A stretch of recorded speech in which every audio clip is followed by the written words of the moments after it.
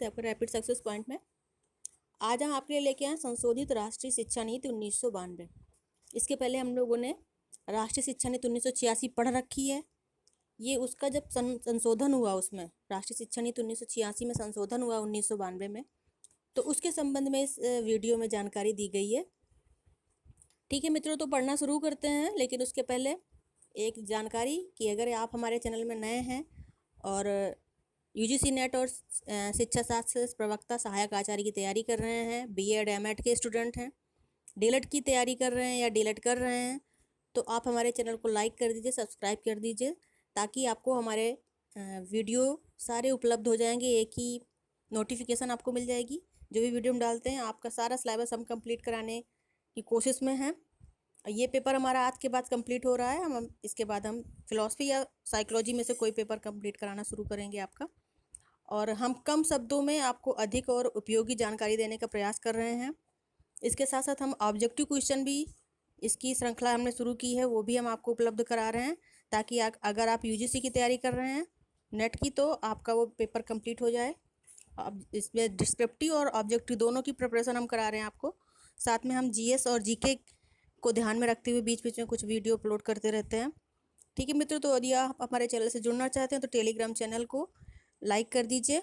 उसका हमारा लिंक है SSDYA, उसको सब्सक्राइब कर लीजिए। और हमारे यूट्यूब चैनल में से RSP PS सिसोदिया डालेंगे तो आपको सारी प्लेलिस्ट हमारी मिल जाएगी, वहाँ से सारी वीडियो आप देख सकते हैं। ठीक है मित्रों, तो चलिए पढ़ना शुरू करते हैं। आज का जो टॉपिक है हमारा वो क्या है?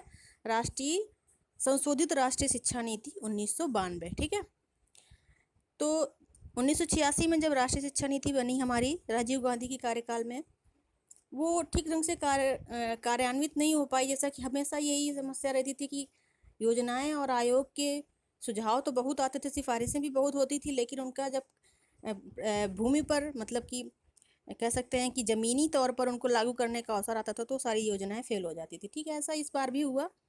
और उसके बाद 7 मई 1990 को, ठीक है, श्री राम मूर्ति की अध्यक्षता में एक समिति का गठन हुआ और उसने 26 दिसंबर 1990 को अपने सुझावों के साथ एक रिपोर्ट प्रस्तुत की।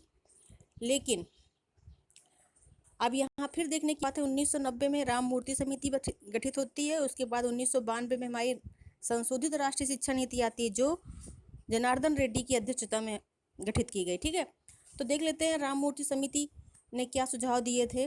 थोड़ा सा अवलोकन करेंगे तो हमारे 1992 का जो संशोधित शिक्षा नीति है वो ज़्यादा समझ में आएगा। ठीक है, तो इसमें क्या किया गया? राम मूर्ति समिति ने कहा कि बढ़ती निरक्षरता और घटती गुणवत्ता के कारण पुनर्संशोधन की आवश्यकता है। अतः मानव संसाधन विकास मंत्रालय ने क्या किया कि केंद्रीय शिक्षा सलाहकार बोर्ड, इसको आदेश दिया और इसने केंद्रीय शिक्षा सलाहकार बोर्ड ने आंध्र प्रदेश के मुख्यमंत्री जनार्दन रेड्डी की अध्यक्षता में पुनर्निरीक्षण समिति का गठन किया। ठीक है, पहले 90 में क्या हुआ? राम मूर्ति समिति का गठन किया गया, उसने सुझाव दिए दिसंबर 1990 को। ठीक है, उस पर विचार विमर्श हुआ, लेकिन अब इसमें क्योंकि ज़रूरी कदम उठाने थे, इसलिए मानव संसाधन विकास मंत्रालय ने क्या किया? केंद्रीय शिक्षा सलाहकार बोर्ड को ये निर्देश दिया कि आप कोई ऐसी समिति बनाइए जो इस शिक्षा की गुणवत्ता से संबंधित जो भी चीज़ें हो सकती हैं और जो शिक्षा नीति 1986 में सुझाव दिए गए हैं उनका पुनरीक्षण कर सके और गुणवत्ता के संबंध में सुझाव दे सके। ठीक है, तो आंध्र प्रदेश के जो मुख्यमंत्री थे तत्कालीन, जनार्दन रेड्डी, उनकी अध्यक्षता में एक समिति का गठन किया गया। ठीक है, देख लेते हैं फिर क्या हुआ उसके बाद। समिति के सुझाव, जो समिति गठित की गई, कब गठित की गई? 1992 में। ठीक है, किसकी अध्यक्षता में? जनार्दन रेड्डी की अध्यक्षता में। तो इस समिति ने अलग अलग स्तर, प्राथमिक स्तर, माध्यमिक स्तर, उच्च स्तर, इसमें से कुछ अपने सुझाव दिए। तो देख लेते हैं पूर्व प्राथमिक स्तर पर समिति ने क्या सुझाव दिए, जनार्दन रेड्डी समिति ने क्या सुझाव दिया, या कह सकते हैं संशोधित राष्ट्रीय शिक्षा नीति ने क्या 1992 में क्या सुझाव दिया गया पूर्व प्राथमिक स्तर के लिए। इसमें कहा गया कार्यरत व्यक्तियों को प्रशिक्षित किया जाए, पूर्व प्राथमिक शिक्षा को व्यापक रूप दिया जाए। पूर्व प्राथमिक यानी प्राथमिक स्तर से पहले की जो शिक्षा होती है, ठीक है, 2.5 वर्ष के बाद, 2.5 से 5 वर्ष के बीच के जो शिशु हैं उनके लिए कैसी शिक्षा व्यवस्था होनी चाहिए थी। उन्होंने कहा जो कार्यरत व्यक्ति हैं पूर्व प्राथमिक विद्यालयों में, जो पढ़ाने वाले शिक्षक हैं, उनको प्रशिक्षित किया जाए और प्राथमिक शिक्षा को व्यापक रूप दिया जाए, पूर्व प्राथमिक शिक्षा को। ठीक है, जिससे शिशुओं के विकास, परिवार कल्याण, स्वास्थ्य पोषण संबंधी योजना में गति लाई जा सके। इन्होंने कहा शिशुओं का विकास भी होगा, परिवार कल्याण की का जो हमारा सरकार का जो दायित्व है वो भी पूरा होगा, स्वास्थ्य पोषण संबंधी जो भी योजनाएं हम बनाते हैं उनका लाभ भी सीधे बच्चों को मिल सकेगा। तो ये इन्होंने सुझाव दिया पूर्व प्राथमिक विद्यालयों में। ठीक है, फिर देख लेते हैं प्राथमिक स्तर पर जनार्दन रेड्डी समिति ने क्या कहा। समिति ने कहा 1992 में 7 से 10 आयु वर्ग के और 1995 तक 11 से 14 वर्ष तक के बच्चों को निःशुल्क एवं अनिवार्य शिक्षा के अंतर्गत लाया जाए। समिति ने क्या सुझाव दिया कि जो 7 से 10 वर्ष तक के बालक हैं, इनको बालक या बालिका जो भी हैं उनको 1992 तक, और जो 11 से 14 वर्ष तक के बच्चों हैं उनको 1995 तक अनिवार्य एवं निःशुल्क शिक्षा के अंतर्गत लाया जाए। प्राथमिक शिक्षा के सार्वभौमिकरण के लिए, सार्वभौमिकरण मतलब सब तक जिसकी उपलब्धता हो, ठीक है, तो सार्वभौमिकरण हेतु 1 किलोमीटर की परिधि यानी 1 किलोमीटर की दूरी पर स्कूल होना अनिवार्य किया जाए। ठीक है, इन्होंने क्या कहा कि हमें सबसे पहले मूलभूत जो आवश्यकता है वो है विद्यालय की, तो प्रति 1 किलोमीटर पर एक प्राथमिक विद्यालय अवश्य होना चाहिए, हमें ये सुनिश्चित करना होगा। ठीक है, तो ये बात समझ में आ गई। प्राथमिक स्तर के लिए क्या कहा इन्होंने कि 7 से 10 आयु वर्ग के बच्चे 1992 तक और 11 से 14 आयु वर्ग के बच्चे जो हैं उनको 1995 तक अनिवार्य एवं निःशुल्क शिक्षा सुनिश्चित कर दी जाए। ठीक है, उनका शिक्षा का जो दायित्व है उसे पूरा करना सरकार का कर्तव्य है और उसे 1995 तक जरूर शिक्षा के अंतर्गत उन्हें लाया जाए। और इसके साथ साथ इन्होंने कहा कि अगर हम प्राथमिक शिक्षा का सार्वभौमिकरण चाहते हैं, ये चाहते हैं कि सभी को प्राथमिक शिक्षा उपलब्ध हो, तो करना क्या चाहिए कि प्रति 1 किलोमीटर पर एक प्राथमिक विद्यालय स्थापित किया जाना चाहिए। ठीक है, ये सुझाव दिया इन्होंने। और क्या कहा इन्होंने प्राथमिक शिक्षा के संबंध में, इन्होंने कहा जो औपचारिक शिक्षा प्राप्त नहीं कर सकते हैं, जो लोग औपचारिक शिक्षा यानी कि विद्यालय में जाकर शिक्षा प्राप्त नहीं कर सकते हैं, उनके लिए अनौपचारिक शिक्षा की व्यवस्था की जाए। अनौपचारिक शिक्षा मतलब ऐसी शिक्षा जहाँ पर एक निश्चित स्थान पर जाकर शिक्षा ग्रहण करने की बात ना हो, जो जहाँ पर है उसको वहीं पर शिक्षा उपलब्ध कराई जा सके। ठीक है, तो क्या किया जाए, इन्होंने कहा कि औपचारिक शिक्षा जो प्राप्त नहीं कर सकते उनके लिए अनौपचारिक शिक्षा की व्यवस्था की जाए। अपव्यय एवं अवरोधन की समस्या को दूर किया जाए। अपव्यय का मतलब क्या होता है, जब कोई छात्र या शिक्षक या शिक्षा व्यवस्था में किसी एक ही चीज़ के लिए बार बार व्यय करना पड़ जाता है और वो कार्य सफल नहीं हो पाता। जैसे कोई छात्र एक ही कक्षा को पास करने के लिए 2-3 बार प्रयास करता है और उस कक्षा को पास में सफल नहीं हो पाता, पास नहीं कर पाता। ठीक है, तो वो अपव्यय हो रहा धन का। ठीक है, ऐसे ही जो कोई सरकारी योजनाएं जिनको पूरा करने के लिए सरकार धन का व्यय करती है और वो योजना सफल नहीं हो पाती, उस योजना को पुनः फिर हमको धन व्यय करना पड़ता, तो इसको बोलते हैं अपव्यय। ठीक है, अवरोधन क्या होता है, अवरोधन का मतलब कोई कार्य चल रहा था, अचानक कोई समस्या आ गई और उस कार्य को वहीं पर रोक देना पड़ा। जैसे कोई छात्र है, बालक है, वो पढ़ाई कर रहा था लेकिन घर में परिवार में कोई ऐसी समस्या आ गई जिसकी वजह से उसको अपनी पढ़ाई बीच में छोड़नी पड़ी। तो सरकार के लिए रेड्डी समिति ने क्या कहा कि अपव्यय और अवरोधन की समस्या को दूर किया जाए। ऑपरेशन ब्लैक बोर्ड, ठीक है, इसको न केवल प्राथमिक विद्यालय अपितु उच्च प्राथमिक स्तर पर भी लागू किया जाए। ऑपरेशन ब्लैक बोर्ड क्या था, इसमें से जरूरी मूलभूत जो सुविधाएं हैं शिक्षा की उनके उपलब्ध कराने की बात की गई थी कि कम से कम 2 कक्ष होने चाहिए, 2 कमरे होने चाहिए जिनमें से पठन पाठन की सारी सामग्री होनी चाहिए और कम से कम 2 शिक्षक होने चाहिए एक विद्यालय में, प्राथमिक विद्यालय में। ठीक है, तो ये जरूरी आवश्यकता की बात ऑपरेशन ब्लैक बोर्ड में की गई थी। इसी चीज़ को जनार्दन रेड्डी समिति ने कहा कि इसे सिर्फ प्राथमिक विद्यालय में लागू किया जाए अपितु हो सके तो उच्च प्राथमिक स्तर पर भी इसको लागू किया जाए। ठीक है, अब देख लेते हैं कि माध्यमिक स्तर में जनार्दन रेड्डी समिति ने क्या सुझाव दिया। माध्यमिक शिक्षा के संबंध में इनके सुझाव देख लेते हैं। जनार्दन रेड्डी समिति ने माध्यमिक विद्यालयों के प्रधानाचार्यों को प्रशासन एवं वित्त संबंधी अधिकार प्रदान करने के लिए सुझाव दिया। ठीक है, जनार्दन रेड्डी समिति ने कहा कि जो माध्यमिक विद्यालय के प्राचार्य हैं इनको सिर्फ शिक्षा से जुड़ी हुई चीज़ों की निगरानी और निरीक्षण का ही कार्य ना दिया जाए अपितु इनको कुछ प्रशासनिक कार्य भी दिए जाएं, वित्त संबंधित कार्य भी इनको दे दिया जाए।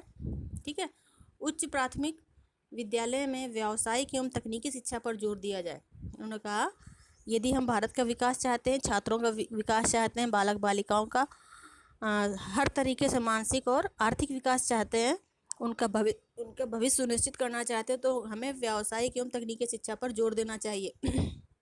माध्यमिक विद्यालयों में कंप्यूटर शिक्षा की व्यवस्था करनी चाहिए। ठीक है, जो कंप्यूटर क्रांति आई थी तो आप लोगों ने सुना होगा, इसको बोला जाता है कि राजीव गांधी लेके आए थे। ठीक है, तो ये राजीव गांधी का ही पीरियड है, उन्हीं के समय कंप्यूटर शिक्षा पर या तकनीकी शिक्षा पर जोर अधिक दिया गया था। ठीक है, तो इन्होंने कहा कि माध्यमिक विद्यालय में कंप्यूटर शिक्षा की व्यवस्था अवश्य करनी चाहिए। ठीक है, क्योंकि विश्व बदल रहा है, तकनीकी शिक्षा की आवश्यकताएं बढ़ रही हैं।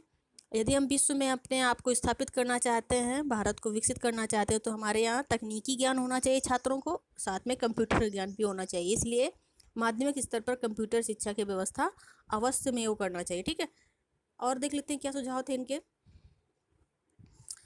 इन्होंने नवोदय विद्यालय स्थापित करने की बात की। इन्होंने कहा कि हमें नवोदय विद्यालय स्थापित करने चाहिए, जहाँ पर प्रतिभाशाली छात्रों को प्रवेश दिया जाए।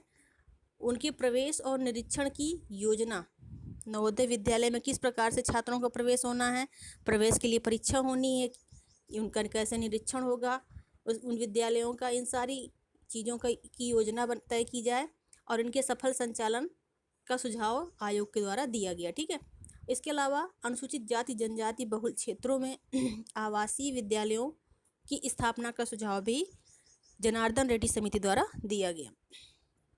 अब देख लेते हैं उच्च शिक्षा संबंधी सुझाव क्या थे रेड्डी समिति के। तो देख लेते हैं, रेड्डी समिति ने क्या किया। रामामूर्ति समिति जो थी, उनके सुझाव जो राष्ट्रीय उच्च शिक्षा परिषद के स्थान पर राज्य उच्च शिक्षा परिषद की स्थापना का सुझाव दिया। रेड्डी समिति ने क्या कहा कि राममूर्ति समिति ने कहा था कि उच्च शिक्षा परिषद होना चाहिए। ठीक है, लेकिन जो रेड्डी समिति थी, इसने क्या कहा कि उच्च शिक्षा परिषद, राष्ट्रीय उच्च शिक्षा परिषद के स्थान पर राज्य उच्च शिक्षा परिषद की स्थापना होनी चाहिए। ठीक है, इन्होंने कहा राष्ट्रीय उच्च शिक्षा परिषद तो है, लेकिन जब तक राज्यों में उच्च शिक्षा परिषद नहीं होगा, तब तक उनमें कह सकते हैं कि आपस में कॉम्बिनेशन नहीं होगा, कोऑर्डिनेशन नहीं होगा, और फिर शिक्षा की सारी योजनाएं असफल हो जाएगी। ठीक है, इसलिए राष्ट्रीय उच्च शिक्षा परिषद के स्थान पर राज्य उच्च शिक्षा परिषद का होना अत्यधिक आवश्यक है। विश्वविद्यालय अनुदान आयोग के क्षेत्रीय कार्यालयों की स्थापना कर गुणात्मक शिक्षा के विस्तार पर इन्होंने जोर दिया। ठीक है, इन्होंने कहा कि जो यूजीसी है, हमारा अनुदान आयोग है, इसके क्षेत्रीय कार्यालय सिर्फ एक ऑफिस बना दिया गया राष्ट्र में, उससे कुछ नहीं होने वाला है। इसका विस्तार किया जाना चाहिए, इसके क्षेत्रीय कार्यालयों की संख्या बढ़ाई जानी चाहिए, जिससे शिक्षा का गुणात्मक विस्तार हो सके। ठीक है, क्योंकि अगर क्षेत्रीय कार्यालय होंगे तो अपने आसपास के क्षेत्रों में निरीक्षण कर सकेंगे और वहाँ पे शिक्षा की गुणवत्ता को परख सकेंगे। ठीक है, इन्होंने कहा संसाधनहीन निम्न स्तर की शिक्षण संस्थाओं को बंद कर देना चाहिए।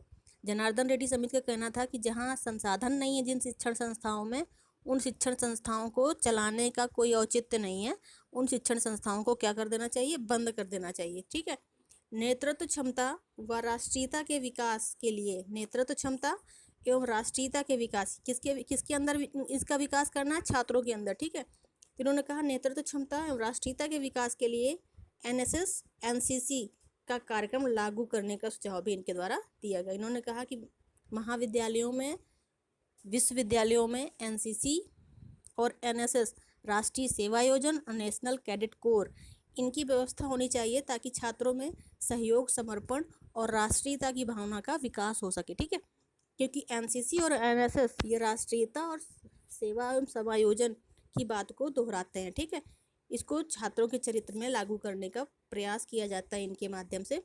तो ये कुछ सुझाव थे जनार्दन रेड्डी समिति के, जिसे हम पुनर्संशोधित राष्ट्रीय शिक्षा नीति 1992 के रूप में अध्ययन करते हैं। ये परीक्षा में पूछा जाता है, तो इसलिए ये टॉपिक हमने आपके सामने रखा और इसको स्पष्ट करने का प्रयास किया। अगर ये प्रयास आपको अच्छा लगा हो तो इसे लाइक कीजिएगा, शेयर कीजिएगा और सब्सक्राइब कीजिएगा चैनल को, और अपने मित्रों को भी बताइए कि इस चैनल में ठीक ठाक जानकारी दी जा रही है जो आपके लिए उपयोगी है। ठीक है मित्रों, मिलते हैं नेक्स्ट वीडियो में नेक्स्ट पेपर के साथ, नए पेपर के साथ। ठीक है, बाय, टेक केयर।